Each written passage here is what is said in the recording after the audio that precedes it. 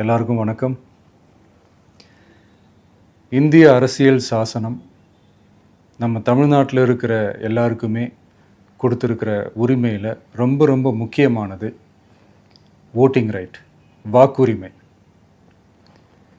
ஒரு மனுஷன் உயிரோடு இருக்கான்றதுக்கு அடையாளமாக இருக்கிறதுல அவனோட ஓட்டுரிமை ரொம்ப முக்கியம். அதனால தான் voting is not only our right but also our life. ஒரு முக்கியமான விஷயத்தை பற்றி இப்போ நான் உங்ககிட்ட ஷேர் பண்ண போகிறேன்.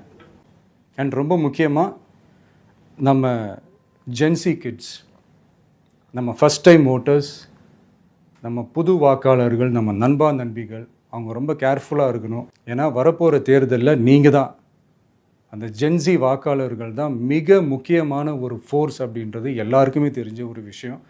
இப்போ நான் சில மீட்டிங்ஸ்லலாம் ரிப்பீட்டடாக ஒரு விஷயம் நான் சொல்கிறேன்ல, ரெண்டு பேருக்கு நடுவில் தான் போட்டி அப்படின்ட்டு.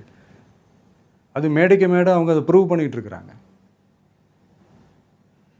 அதனால் தோழர்களே, வரப்போகிற தேர்தலில் நம்ம யாருன்னு காட்டணும், நம்ம பலம் என்னன்னு காட்டணும்.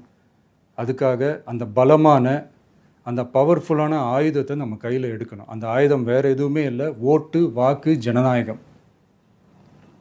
அது இருந்தால் தான் நம்ம அந்த வெற்றியை நோக்கியே நம்மளால் பயணிக்க முடியும். தமிழ்நாடே அந்த வாக்குச்சாவடி முன்னாடி திரண்டு நிற்கணும்.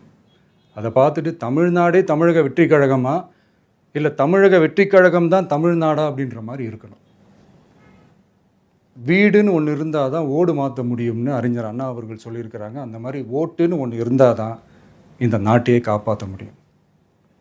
ஸோ அதனால் மை டியர் டிவிகே தோழர்களே, மை டியர் ஜென்சி படை பலமே, உஷாராக இருங்க, கான்ஃபிடெண்ட்டாக இருங்க. நல்லதே நடக்கும், வெற்றி நிச்சயம். மீண்டும் சந்திக்கும் வரை நன்றி, வணக்கம்.